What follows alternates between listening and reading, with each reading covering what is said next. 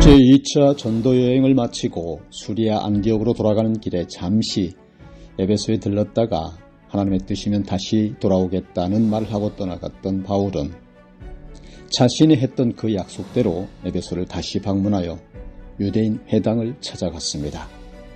그리고 그곳에서 석 달 동안 담대히 하나님 나라에 관하여 가르쳤습니다. 그렇지만 유대인들의 바울에 대한 호감은 석 달을 넘기지 못했습니다. 일부의 어떤 사람들이 마음이 굳어 순종하지 않고 공개적으로 복음을 회방했기 때문입니다. 그래서 바울은 그들과의 교제를 단절하고 회당을 떠나 자신이 전하는 복음을 받아들인 제자들을 따로 세우고 두란노 서원에서 가르쳤습니다. 본문에서 우리말로 따로 세우다라고 번역된 헬라어가 경계선을 그어 구별하다라고 의미했습니다. 그러니까 복음을 받아들인 자와 복음을 배척하는 회방꾼들과의 사이에 분명한 경계선을 그어서 자신들을 구별한 것입니다. 말씀이 하나님이신 것을 믿으시면 아멘 하시기 바랍니다. 오늘 저와 여러분이 은혜 나눌 말씀은 사도행전 19장 13절로 20절 말씀을 본문으로 한 흥하여 세력을 얻으라입니다. 2000년 전 에베소는 육적으로나 영적으로나 타락의 극치를 치닫던 도시였습니다. 로마 제국의 4대 도시이자 소아시아 반도의 최대 도시였던 에베소는 지정학적으로 교통과 상업무역의 요충지라는 점 덕분에 돈과 사치와 향락이 춤을 추는 도시였습니다. 특히 당시 에베소에는 주후 263년에 고투족의 침입으로 파괴될 때까지 고대 세계의 7대 불가사의 중에 하나로 뽑혔던 풍요의 여신으로 알려진 아데미 신전이 있었습니다. 그 불가사의한 아데미 신전에는 수천 명의 여사제들이 있었는데 그들은 돈을 받고 합법적으로 매음하는 창녀들이었습니다. 또한 아데미 신전에서 일을 하는 신전의 노예들은 머릿수를 헤아리는 것조차 불가능할 정도로 많았습니다.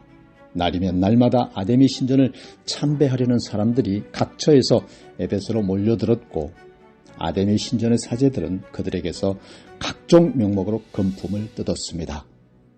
게다가 무당들과 마법사들의 천국이기도 했던 에베소는 온갖 미신과 부적이 난무하는 혼란과 음란이 판치는 미신의 도시였습니다. 그럴지라도 복음을 받아들이고 예수 그리스도를 구주로 영접한 에베소의 그리스도인들은 자신들을 따로 세워 거룩하게 구별했습니다.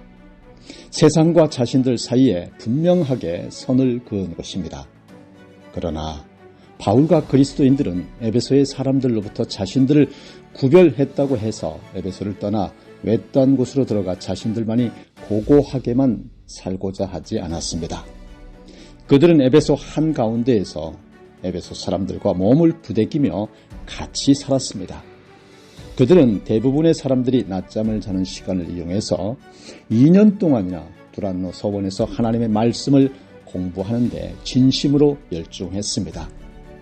그렇다고 해서 그들이 세상으로부터 철저하게 고립되거나 소외당한 것도 아니었습니다. 오히려 그들로 인해 세상이 새로워지는 거룩의 역설이 이루어졌습니다.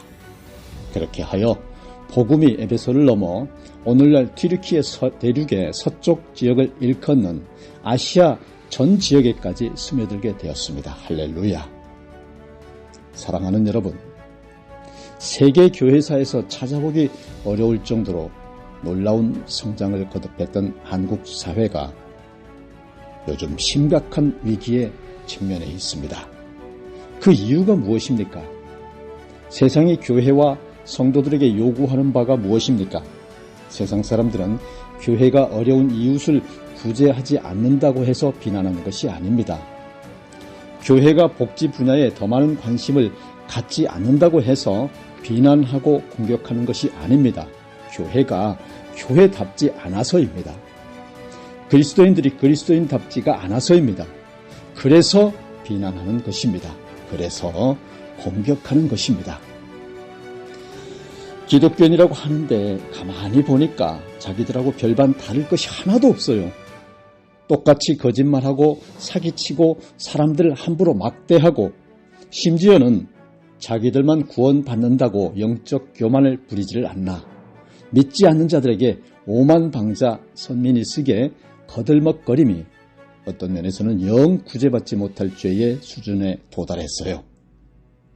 성도들은 세상과 담을 쌓고 깊은 산속에 들어가서 은둔하며 자신의 도만을 닦는 사람들이 아닙니다. 교회는 세상 가운데 놓여 있으며 성도들은 그 세상 속에서 같이 부대끼며 살아갑니다. 나 아닌 남이 아픈 것을 구경만 하지 않습니다. 같이 아파하고 같이 슬퍼합니다. 하나님이 우리에게 그러신 것처럼요. 왜냐하면 성도들은 세상 속에서 세속화되는 존재가 아니라 세상과의 사이에서 분명하게 선을 긋고 하나님의 마음으로 살아가는 실로 거룩하게 구별된 하나님의 사람들이기 때문입니다. 그런데 다수의 사람들은 그렇게 살아서는 험한 세상에서 소외당하거나 고립될 것이라고 생각합니다. 아닙니다, 여러분. 2000년의 인류 역사를 살펴보면 교회와 성도들이 세상으로부터 자신을 따로 세워서 구별하면 할수록 세상은 교회와 성도들로 인하여 더욱 새로워졌습니다. 그렇지만 교회와 성도들이 세속화되고 세상화될 때 세상도 같이 타락하고 더 어려워졌습니다. 에베소에서의 바울과 그리스도인들을 보십시오. 그들은 세상과 자신들을 분명하게 선을 그어서 구별했습니다. 그렇다고 해서 그들이 세상으로부터 소외당하거나 고립당하지 않았습니다. 오히려 세상을 새롭게 하는 거룩의 역설을 자신들의 삶으로 실천했습니다. 여러분, 무엇보다 하나님께서는 바울로 하여금 이례적인 능력을 행하게 하셨습니다.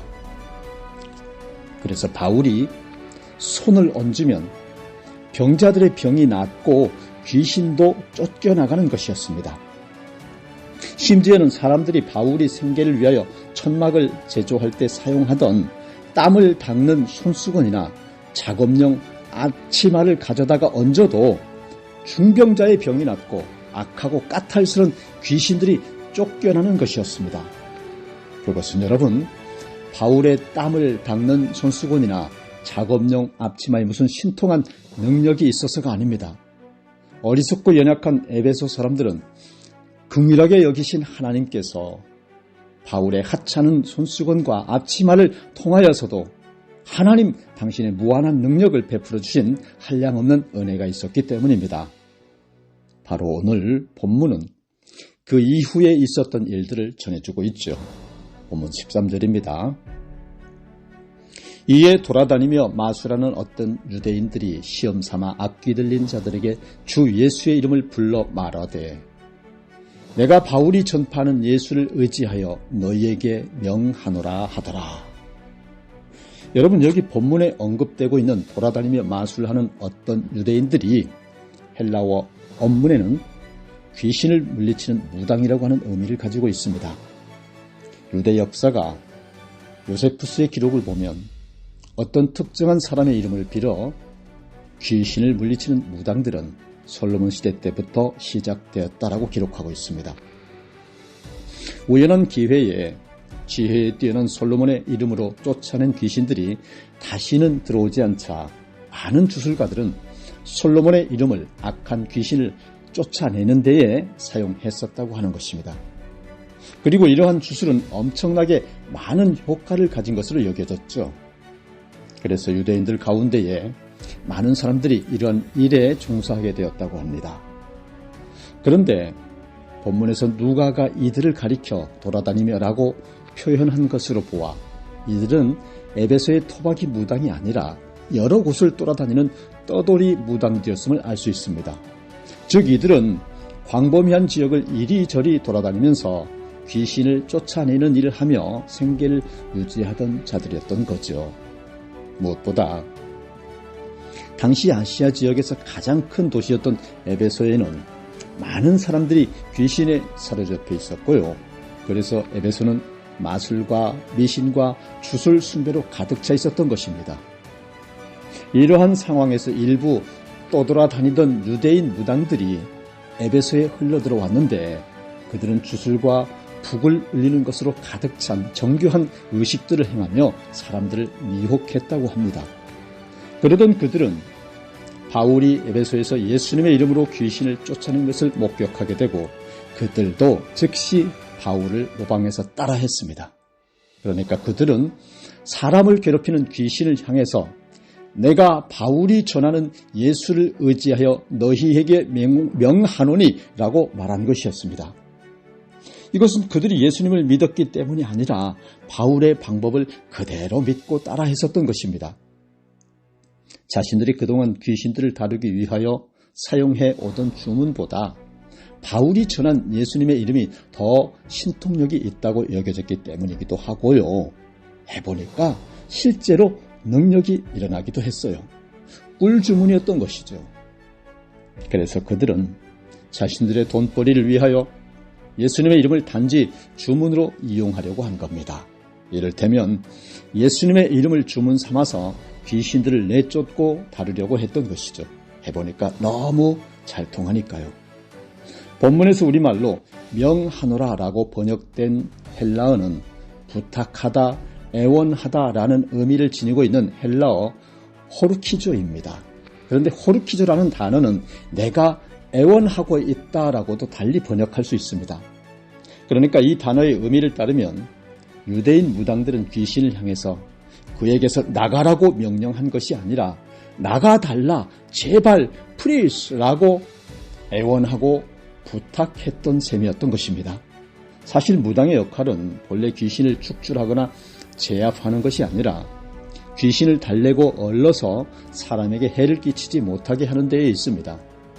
이를테면 유대인 무당들은 귀신을 쫓아내기 위해 귀신에게 단호하게 내리는 명령이 아니라 귀신들에게 나가달라고 예수님의 이름으로 일종의 애원하며 타협을 시도한 것이었습니다.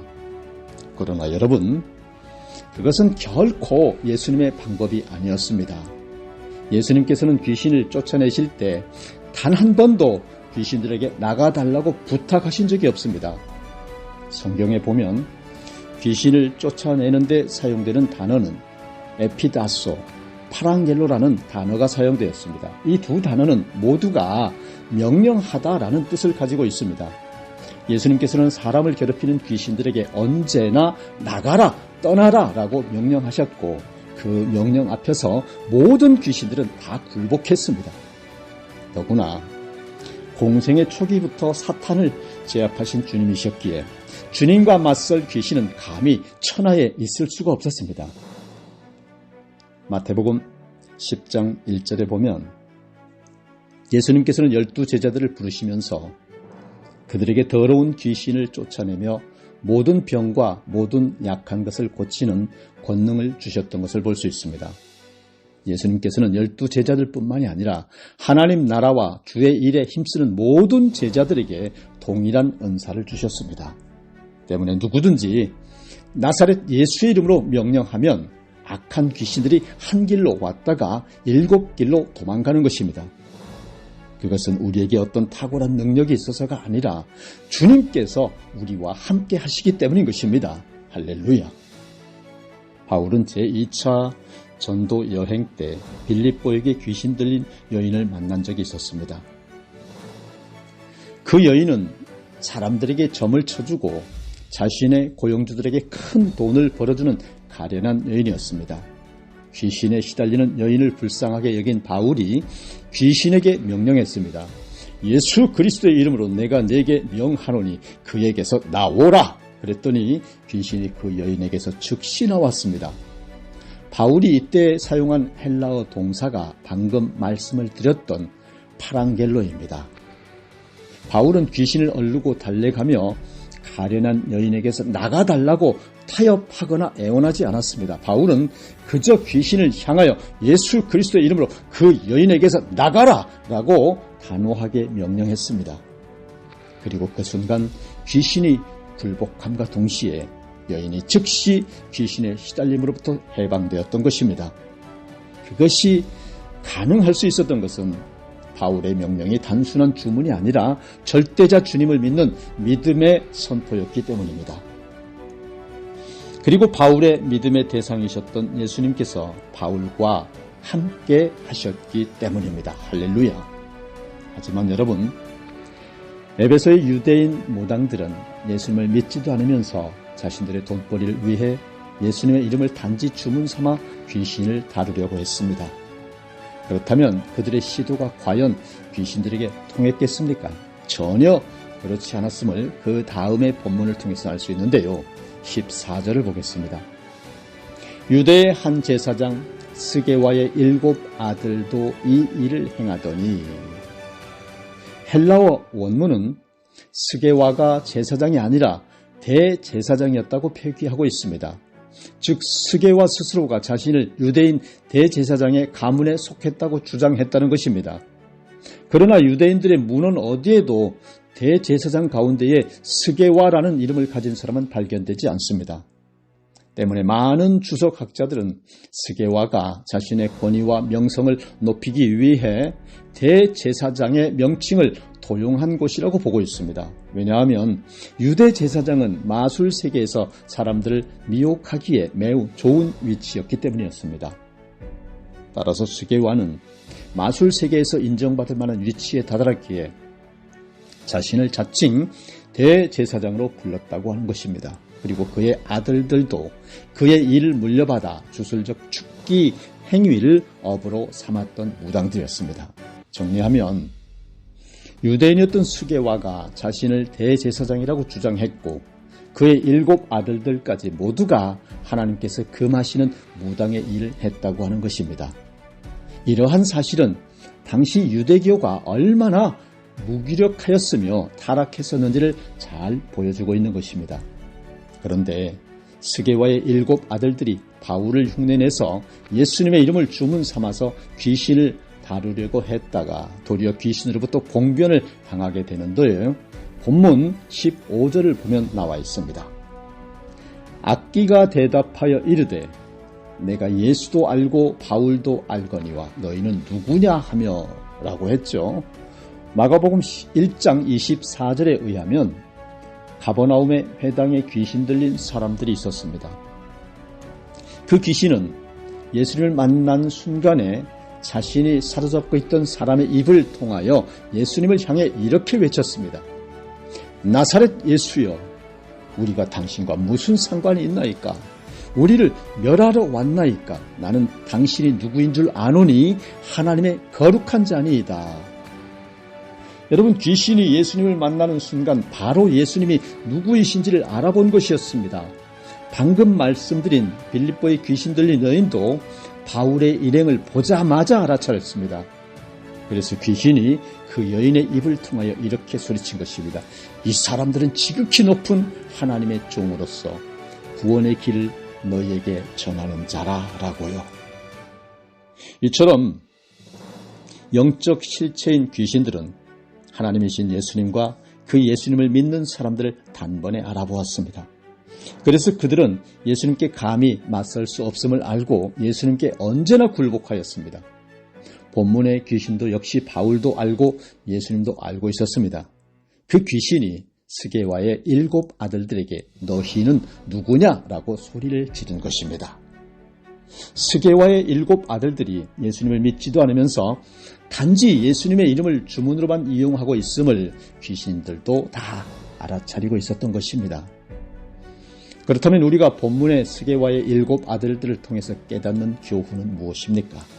그것은 여러분, 예수님과의 간접적인 관계로는 결코 역사가 일어나지 않는다고 하는 것입니다. 그리고 그것은 바울이 선포하는 예수님일 리가 없습니다. 그것은 반드시 내 안에 거하시는 예수님이어야 한다고 하는 것입니다. 다시 말해서 우리 각 사람은 예수 그리스도와의 개인적인 관계를 반드시 가지고 있어야만 한다고 하는 것입니다. 우리가 예수님을 믿고 그 이름을 의지하여 선포할 때라야만 역사가 일어납니다. 본문을 보십시오. 바울이 귀신을 쫓아내는 모든 장면을 목격했던 스게와의 7 아들들이 바울을 흉내내어 귀신을 다루려고 하다가 오히려 그들이 큰 봉변을 당했는데요. 본문 16절에 기록된 바 악귀 들린 사람이 그들에게 뛰어올라 눌러 이기니 그들이 상하여 벗은 몸으로 그 집에서 도망하는지라 라고 기록했습니다. 본문에서 우리말로 뛰어올라라고 번역된 헬라어는 마치 표범이 자신의 먹이를 낚아채기 위하여 덮치는 것처럼 뛰어오르는 모습을 가리킵니다. 그런데 본문에서 귀신에 들린 사람은 단 한 명뿐이었습니다. 반면에 스게와의 아들들은 7명이나 되었습니다. 상식적으로는 한 명이 7명을 이길 수 없습니다. 하지만 귀신 들린 한 사람이 마치 사냥감을 낚아채는 표범처럼 스게와의 7 아들들에게 뛰어올라 그들을 제압해버리고 말았습니다. 이와 같은 상황에서 스게와의 7 아들들이 할 수 있는 유일한 길은 생명을 부지하기 위하여 남아있는 힘을 다해 도망치는 것뿐이었습니다. 사도행전의 저자인 누가는 스게와의 7 아들들이 상하여 벗은 몸으로 그 집에서 도망했다라고 기록함으로써 그들이 얼마나 혼비백산하여 도망갔는지를 생생하게 보여주고 있는 것입니다. 더구나 본문에서 우리말로 상하여라고 번역된 헬라어는 목숨의 위협을 느낄 정도로 심각한 상태에 이르렀음을 암시합니다. 결국 그들은 살기 위해서 모두가 몸에 심한 부상을 입고 겉옷도 제대로 걸치지 못한 채로 귀신 들린 사람의 집에서 황급히 도망쳐버리고 말았습니다. 7명의 형제들이 힘을 합쳐 예수님의 이름을 이용해서 귀신을 다루려고 시도했다가 도리어 그들이 꼼짝없이 당하고 만 것입니다. 이 사건의 이야기는 그 지역 전체에 삽시간에 퍼져나갔습니다. 그리고 이 사건을 통해 역설적인 일이 일어났는데요. 본문 17절에 기록되어 있습니다. 에베소에 사는 유대인과 헬라인들이 다 이 일을 알고 두려워하며 주 예수의 이름을 높이고, 여러분, 에베소에 사는 유대인과 헬라인들에게 이 사건의 소문이 널리 알려졌다고 하는 것은 스게와의 가족들이 에베소의 사람들에게 평소에도 잘 알려진 사람들이기 때문이기도 했겠지만, 이 소동이 모든 사람들이 다 알 정도로 엄청나게 큰 사건이었음을 보여주는 것이기도 합니다. 고대 세계에 7대 불가사의 중 하나로 일컬어지는 아데미 신전이 자리 잡고 있었기에 온갖 미신이 판을 치던 에베소에서는 어떤 이름이나 주문이 용하다고 소문이 나기만 하면 사람들은 너나 할 것 없이 그 이름이나 주문을 부르거나 외우고는 했습니다. 그러나 바울이 전한 예수 그리스도께서는 병자도 고치고 귀신도 쫓아내시지만 믿음이 없이 이름을 단순히 주문처럼 이용하려고 해서는 스게와의 7 아들들처럼 화를 입게 된다는 것을 에베소의 사람들은 직접 확인했습니다. 그리고 예수 그리스도의 이름으로 예수 그리스도를 구주라 믿는 그리스도인들만이 사용할 수 있는 이름이라고 하는 사실도 깨닫게 됩니다. 그렇기 때문에 에베소에 거주하던 모든 헬라인들과 유대인들은 바울과 바울이 전하는 예수 그리스도의 이름에 대한 경외감을 가지게 되었던 것입니다. 그래서 바울의 두란노 사역에 대한 관심은 더욱 높아지게 되었고 바울의 사역은 에베소의 큰 화제거리가 되었던 것입니다. 그 결과 본문 18절은 이렇게 증거하고 있는데요. 믿은 사람들이 많이 와서 자복하여 행한 일을 알리며 라고 기록했습니다. 이때는 에베소를 다시 찾은 바울이 에베소에서 복음을 전하고 가르치기 시작한 지 최소한 2년 3개월이 지났을 때였습니다. 매일 두란노 소원을 찾아오는 그리스도인들을 제외하고서도 에베소에는 주님을 영접했다는 사람들이 의외로 많이 있었습니다. 그렇지만 그들이 주님을 영접했음에도 불구하고 그들은 과거의 죄악된 행위를 완전히 청산하지는 못했습니다.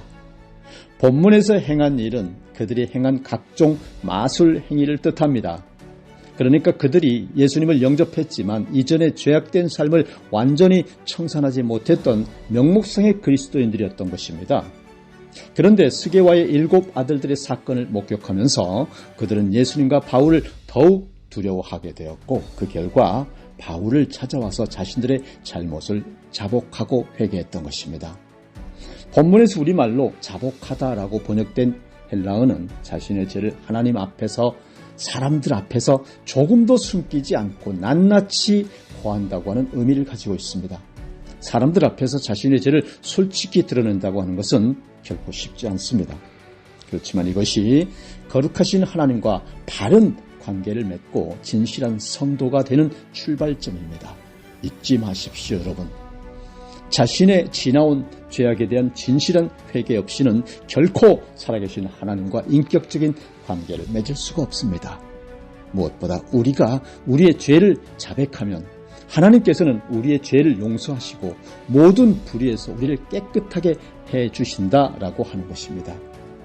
그렇게 에베소 사람들의 놀라운 회심의 물결이 에베소를 덮어가고 있었습니다. 그리고 이러한 현상은 에베소에서 일어난 큰 부흥의 밑거름이 되었습니다. 그것이 본문 19절 말씀인데요. 함께 보겠습니다. 또 마술을 행하던 많은 사람이 그 책을 모아가지고 와서 모든 사람 앞에서 불사르니 그 책값을 계산한즉 은 5만이나 되더라. 여러분, 본문에 언급된 마술하는 사람들은 앞서 13절의 마술하는 유대인들과는 다릅니다. 13절의 마술하는 유대인들은 귀신을 쫓아내는 무당인 반면에 본문에서 마술하는 사람들은 마법사들을 일컫습니다. 특히 본문에서 마술을 행하던 이란 헬라어는 문자적으로 쓸데없는 일에 참견하는 사람을 가리킵니다. 그러니까 그들이 행하는 일은 물론이요, 그들의 인생 자체가 쓸모없음을 말씀하고 있습니다.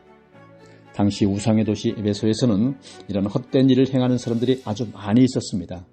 그들은 눈속임으로 사람들의 호기심을 자극하면서 자신들이 모든 사람들의 운명을 알아맞출 수 있으며 그 운명을 바꾸어 줄 수 있는 것처럼 사람들을 현혹했습니다. 그러나 바울이 행한 놀라운 일들과 스게와의 7 아들들의 사건에 대한 소식을 듣고 마술의 무익함을 깨달았던 그들은 그동안 애지중지해오던 자신들의 마법책들을 모아가지고 와서 사람들은 보는 앞에서 공개적으로 불살라버렸습니다. 마법책들은 마법사들에게는 돈벌이의 원천이었습니다. 그런데도 그들은 미련 없이 그것들을 불살라버렸습니다. 바울의 사역과 스게와의 7 아들들의 사건을 통해서 하나님의 살아계심과 능력을 확인한 그들이 그동안 자신들이 해왔던 일들이 정말 쓸데없는 짓임을 통감하면서 모든 사람들이 보는 앞에서 공개적으로 하나님을 향하여 분명하게 돌아섰던 것입니다. 헬라어 원문에는 불사르다라는 동사가 미완료형으로 기록되어 있습니다. 그러니까 마법사들이 가져온 마법책들이 얼마나 많았는지 계속하여 불태우고 또 불태웠다고 하는 말입니다. 호기심 많은 사람들이 그 책값을 계산해 보았다고 합니다. 본문에서 우리말로 계산한 즉으로 번역된 헬라어는 문자적으로 힘을 합하여 일일이 세어보다 라고 하는 뜻을 가지고 있습니다. 이 단어는 성경에서 본문에만 나오는데요. 누가가 이처럼 생소한 단어를 사용하여 표현한 것은 당시 불태웠던 책의 값이 결코 과장이 아니라 여러 사람들의 세밀한 계산에 의한 비교적 정확한 액수였음을 보여주고 있습니다. 그 액수가 놀랍게도 은화 5만 드라크마가 되었습니다. 당시 은화 한 드라크마는 한 사람의 하루 임금이었습니다. 따라서 은화 5만 드라크마는 5만일 동안 일한 품삯에 해당되는데요. 여러분, 이것은 한 사람의 하루도 쉬지 않고 약 137년을 일해야 받을 수 있는 어마어마한 돈입니다.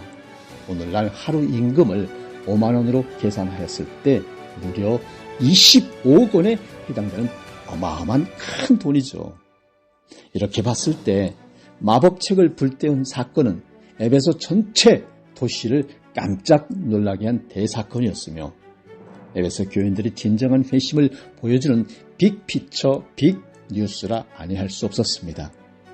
이처럼 에베소에서는 바울 한 사람으로 인해 그 누구도 상상할 수 없었던 가공할 혁명적 일들이 계속 일어났던 것입니다. 오늘의 은하 5만 드라크마는 우리들 각자가 지금 집착하고 있는 그 무엇인가의 상징입니다. 하나님을 믿는다고 하면서도 우리가 지금 집착하고 있는 우리 각자의 은하 5만 드라크마는 대체 무엇입니까? 옛말에 집착하면 눈과 귀를 잃는다라고 하는 말이 있습니다. 집착은 어느 것 하나의 마음에 쏠려서 계속 거기에만 매달리는 것을 의미합니다. 가령 제가 지금 무엇인가에 집착하고 있다고 가정해 보십시다. 제가 집착하고 있는 것에 대한 생각이 저의 뇌리에서 떠나지 않을 것입니다. 누군가와 대화를 나누어도 상대방의 말이 제 귀에 제대로 들어오지도 않을 것입니다. 길을 걸어가도 제 눈에 제대로 들어오지 않을 것입니다. 온통 제가 집착하는 것들로 가득 차 있을 것이기 때문입니다. 그래서 누구든 집착하면 반드시 눈과 귀를 잃게 되어 있습니다. 그러므로 우리로 하여금 우리의 소중한 눈과 귀를 잃게 하는 우리 각자의 은하 5만 드라크마가 무엇인지를 늘 점검해 보아야 하는 것입니다. 그리고 우리는 그것을 주님 앞에 내려놓을 수 있어야 합니다. 주님께서는 아버지나 어머니를 나보다 더 사랑하는 자는 내게 합당하지 아니하다고 말씀하시며, 이어서 자기 십자가를 지고 나를 따르지 않는 자는 내게 합당하지 아니하다라고 말씀하시며, 이어서 나를 따르지 않는 자도 내게 합당하지 아니하다라고 말씀하셨습니다. 사랑하는 여러분, 내려놓음이 없는 신앙은 결코 하나님 나라에 합당하지 않는다고 하는 사실을요, 에베소 사람들과 마법사들은 그들이 집착하던 마법으로 인해 그들의 눈과 귀를 잃는 어리석은 삶을 살았지만, 하나님 앞에서 자신들의 삶이 쓸모없는 것임을 깨닫는 즉시 자신들의 인생을 앗아갔던 은화 5만 드라크마의 마법책을 미련 없이 전부 불살라버렸습니다. 그렇다면 어떻게 이런 놀라운 일들이 어떻게 가능할 수가 있었을까요? 이 물음에 대한 해답을 본문 20절이 주고 있습니다. 이와 같이 주의 말씀이 힘이 있어 흥왕하여 세력을 얻으니라. 여러분, 본문은 우상과 타락과 미신의 도시 에베소에서 일어난 생명의 역사가 바울 개인의 능력에 의한 것이 아니라 바울이 전한 주님의 말씀이 지닌 힘에 기인한 것임을 명확하게 밝혀주는 것으로 결론을 짓고 있는 것입니다. 당시 겉으로 드러난 정황으로만 본다면 에베소의 부흥의 원인을 바울이 행했던 이적으로 오해할 수도 있습니다. 그렇지만 누가는 본문에서 분명하게 하나님의 능력의 말씀이 에베소의 부흥을 가져왔다라고 선언합니다. 사랑하는 여러분, 우리는 이 원리를 잘 알아야 합니다. 하나님의 말씀이 선포되는 곳에 기적이 있습니다. 그리고 이 기적은 복음 전파를 돕는 것이지 그것 자체가 다가 아닙니다. 바울이 전한 주님의 말씀에 지닌 힘에 기인한 것에 더 주목해야 하는 것이 중요합니다. 사랑하는 여러분, 우리는 이 원리를 너무도 잘 알고, 이 힘은 군사들이 진군하여 적의 진영을 깨트리고 차지하듯이 사탄의 나라를 굴복시켜 하나님 나라로 바꾸는 능력이 있다는 것을 아셔야 합니다.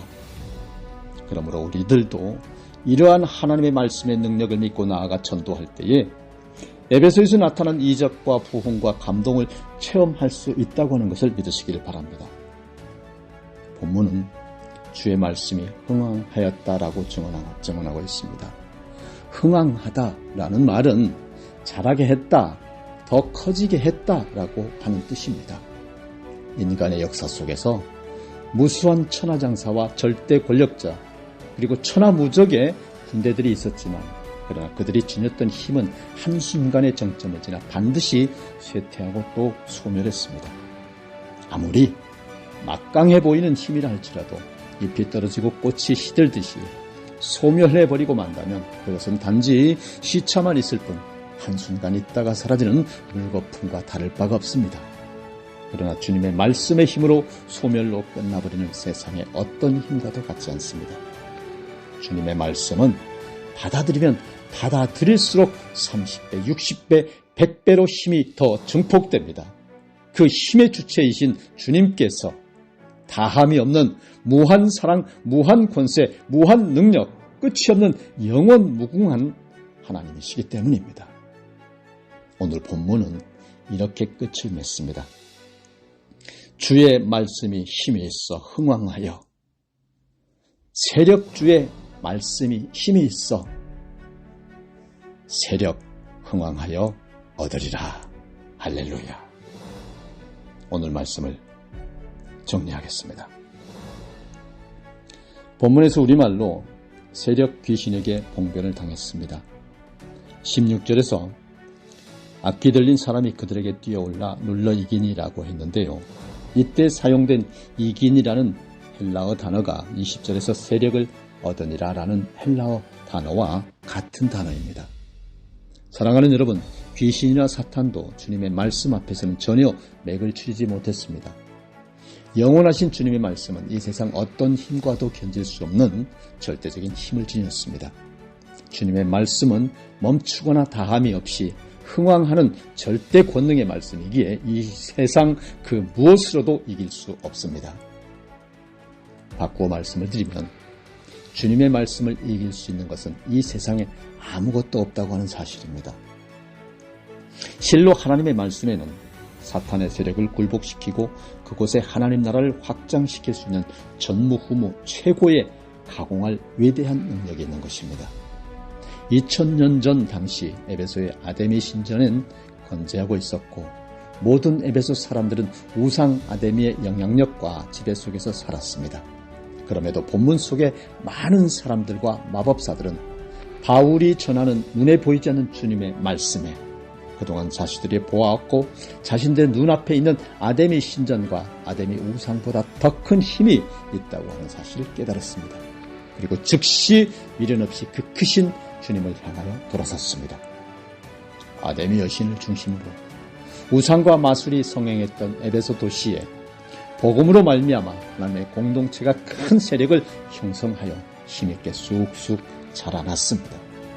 그리하여 에베소는 수세기 동안 디모데, 사도 요한, 폴리카프, 이레니우스와 같은 훌륭한 믿음의 지도자들의 사역지로서 소아시아의 부흥을 이끄는 중심이 되었습니다. 사랑하는 여러분, 주님을 믿는다고 하는 것은 주님의 말씀을 믿는 것입니다. 주님의 말씀을 믿는다고 하는 것은 그 말씀이 지닌 힘을 믿는 것입니다. 말씀의 힘을 믿지 못하면 누구도 말씀대로 살아갈 수가 없습니다. 바울이 어떤 상황에서도 주님의 증인으로 살아갈 수 있었던 것은 주님의 말씀의 힘을 믿었기 때문입니다. 우리도 역시 주님의 말씀을 믿으면 세상을 이기고 자신을 이기는 주님의 참된 증인으로 살아갈 수가 있는 것입니다. 사랑하는 여러분, 우리의 목표는 이 세상과 격리되어 외딴 곳에서 우리들끼리만 고고하게 살아가는 데 있지 않습니다. 우리의 목표는 이 세상에서 사람들과 몸을 부대끼면서 그 속에서 그리스도의 증인으로 살아가는 데에 있습니다. 그러기 위해서 우리는 생명을 살리는 주님의 말씀을 믿어야 합니다. 주님의 말씀은 이 세상 그 무엇과도 견질 수 없는 절대적인 힘을 지니고 있습니다. 그 힘은 언젠가 소멸하는 안개나 물거품 같은 것이 아니라 날마다 흥왕하는 영원한 힘입니다. 죽음을 깨뜨리시고 부활하신 주님의 말씀은 세상을 이기고 정복하신 창조의 말씀이기 때문입니다. 믿음은 바로 그 주님의 말씀의 힘을 믿는 것입니다. 그러므로 우리 모두 바울을 본받아서 주님의 말씀을 힘입어 이 세상 속에서 주님의 참된 증인으로 흥하여 세력을 얻으라 하신 말씀을 이루며 살아가야 합니다.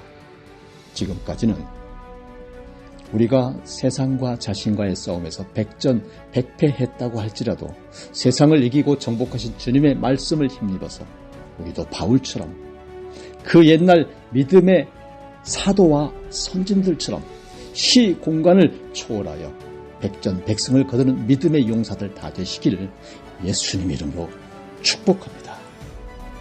다 같이 기도하시겠습니다.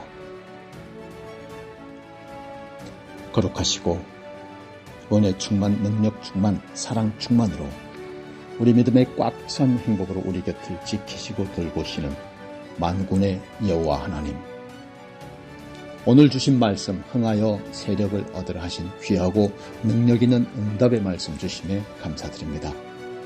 더욱 낮아지고 더욱 겸손하여 주님 주시는 만 가지 축복 다 받아 누리고 떡을 떼어 더 힘든 이웃에게 나누는 우리 모두가 되어 반드시 흥하고 세력을 넓혀 나아가는 하나님의 참된 제자, 아들, 딸 되도록 무한 사랑, 무한 은혜 베풀어 주시기를 구주 메시아 예수님 이름으로 기도드립니다.